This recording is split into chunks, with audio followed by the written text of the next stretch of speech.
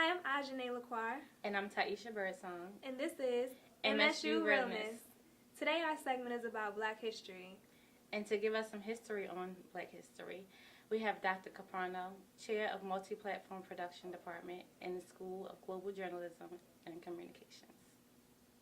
Tell me about Black History Month, how it got started and the importance of it, and also why he chose February. Okay. So what we now know as Black History Month was established by Carter G. Woodson. Carter G. Woodson became the second African American to earn his PhD from Harvard University. I believe that was around 1912. Woodson himself was born in 1875 to sharecropper parents and did not begin formal education until he was age 20. So what a remarkable story.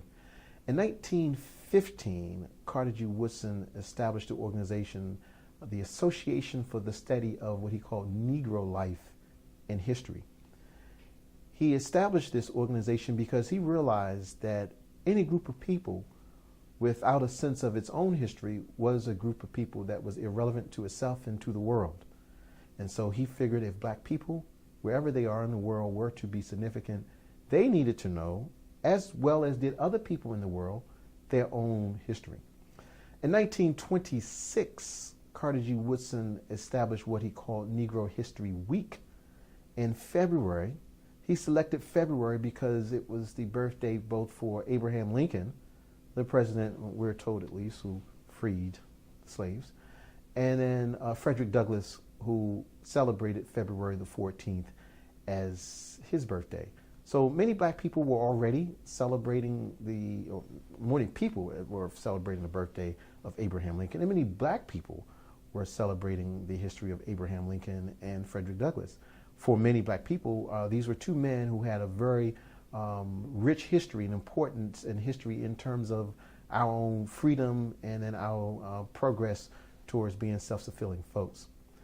So we were, Carter G. Woodson, for the most part, had what we would call mild success in his first year.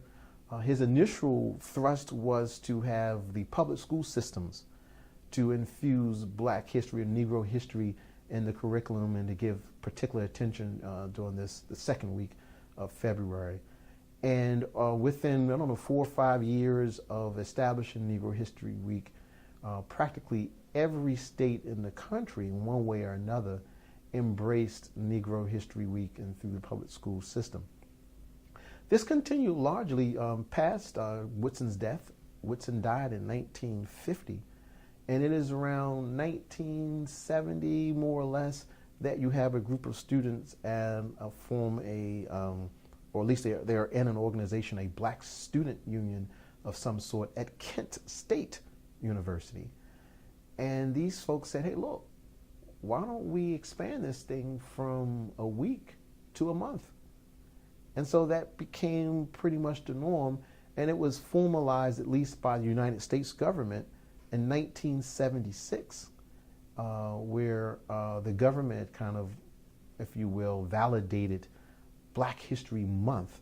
1976, of course, as we know, was the centennial of this country's independence. And so it was befitting that the president at the time said, look, we need to acknowledge the many contributions that black people have made in this country and, throughout the world. Thanks for that, Dr. Kopano. We also had the chance to talk to 3 Morgan students and find out what Black History Month means to them.